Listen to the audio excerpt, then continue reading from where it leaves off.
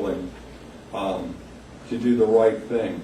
They took away the commissioner's First Amendment right to speak out against anything negative for any county employee to speak out against that development in a settlement agreement, and they're sticking 2,700 seniors in the floodplain. So I think the health and safety issues, I think that the county commissioners have a fiduciary responsibility to be able to speak openly about it. Okay, there was a gentleman in the back. Good evening, Curtis George, Centerville. I'm a teacher in the county, and my question is for Mr. Krozak.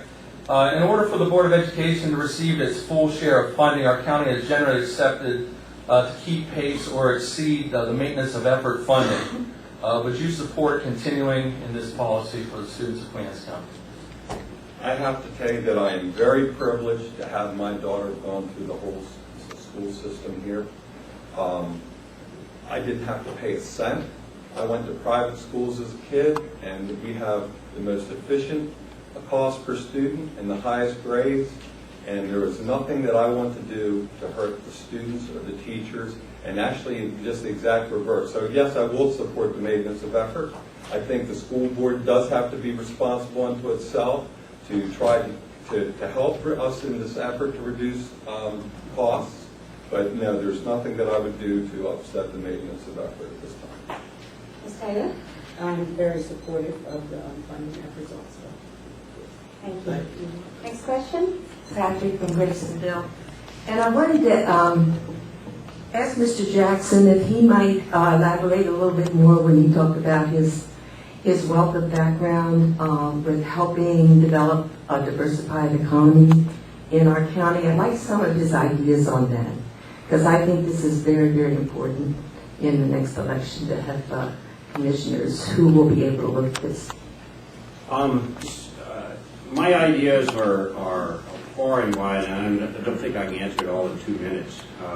But let's put it this way. We need to reach out every possible way. We need to hone all the tools we can for bringing new businesses in, and also for encouraging local entrepreneurs. You know, we need things like make sure we have pass-through bonds that are available. We need to make sure that we're willing to consider tax moratoria for new businesses which come in. We need, I think, one of the things I would push for if I were a commissioner would be a small business advocate who would actually be a part of the process, who would actually look after the interests of the new businesses which are coming in.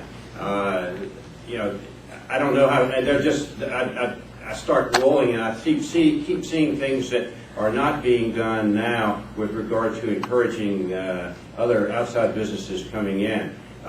We also have the entrepreneurs within the county here. There are a lot of really solid business persons that are in the county here. We need to help them. You know, we need perhaps to create some institutional structures for financing. We've got a lot of wealthy individuals who could be angel investors in ventures here in the county, and we have young entrepreneurs and some not so young entrepreneurs that would love to start trying new businesses and build new businesses and hire more people. I mean, there's just no end to how much creativity I think we can really build out of this kind of a situation. I'd love to have a chance to go at that, and I promise you, if you elect me as commissioner, yeah, I'm going to lead an effort that would be serious and long. Thank you. Next question. I'm Gail Jane, and I live near Ingleside, and I have a question for Mr. Gannis. I'm very concerned about gravel and sand extraction in Ingleside and the surrounding area, the northern part of the county, and it takes place on agricultural land, can never be used for agriculture again, although there's some claim that aquaculture is possible. And I'd like to know your views. Are you supporting the expansion of that, or would you like to see that slowed down? Thank you. Very good question. And let me give you a perfect example of how Montana and I differ on this exact issue. It came up while Mr. Dean was on the planning board about Emerson Mine, which I was totally against from day one. With him on the appeals board, he upheld that decision. He wanted that mine coming in there, which would bring something like 170 trucks coming in day by day. His answer was you have to follow the law or whatever. Well, I got a hold of the commissioners behind the scenes, so to speak, because being chairman of the Democratic Central Committee, I worked hard to get them all 4 of the 5 elected. And I told them this was a very strong issue of mine, and I wanted everything done possible to stop this mine, this Emerson mine. I knew Mrs. Emerson, I know the neighbors around there, I knew everybody was against it, and I knew Howard Dean was for it. And thank God the commissioner stood up and went against the appeals board and stopped that. Thank you. Mr. Dean? Yes, ma'am. I voted for that. It was a 2-to-1 vote, and I still uphold it because it was the law of the county. It was an ordinance. The people had a right to do that. If you don't want something in the county, the law should be changed. We upheld the law. It was a vote of 2-to-1. The county commissioners then changed the law, backdated it, so it wouldn't go through. I don't think that's right. I think you should be, if it's on the table where you can do something, I think you should be able to do it. Now, the county commissioners handled that wrong as far as I'm concerned. Totally wrong.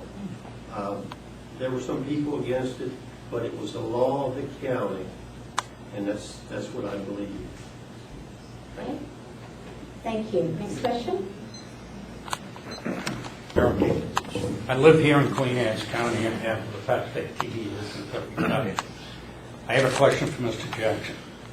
We've gone ahead and we've gone through a budget hearing this past year.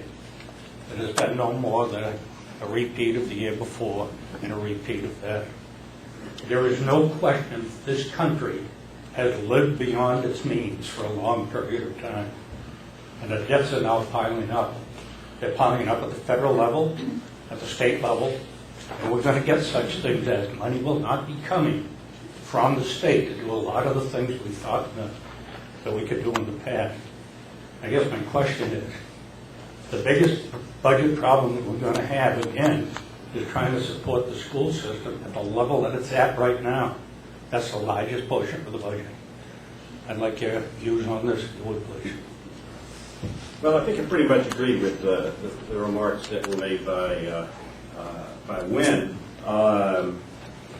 The school system is critical to this county. You talk about economic development. One of the biggest assets we have is our school system.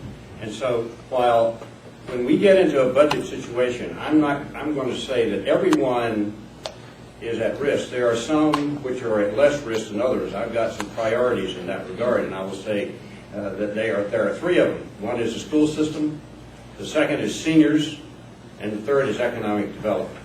And, you know, nobody is going to be immune from cuts if we have to. But I will say that subject to the maintenance of effort structure that we got, then the school system will be funded as well as it possibly can be under those circumstances. Next question. My question toward Arlene, at least it's Graysonville. Have you a view on the discussion of extending the septic system from Graysonville on up Route 18 as far as it'll go? Or do you think it should stop somewhere near the new emergency center? Yes, I have been up and aware about the new septic centers. And I think it should stop. I don't think it should go as far as it could go. I think it should stop around the first. And I do serve on that board for the new emergency hospital in Graysonville, so I definitely think it should stop. Now, Susie, did you mean septic system or the sewer system? Sewer system. Sewer system. I think the sewer system should probably go as far as it's economically feasible and what the county can afford, which at this point isn't much. I would say that the priority is, of course, the emergency room, and anything thereafter would have to be looked at seriously. Next question.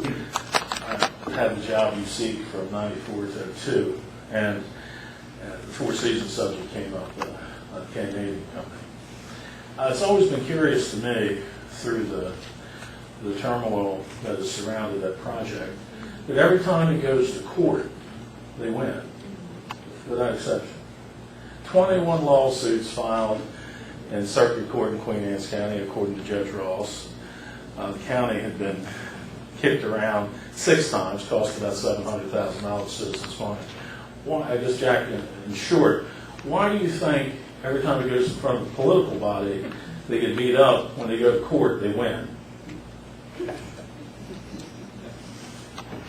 You know, I can't begin to guess what the courts are looking at or why they're saying what they do.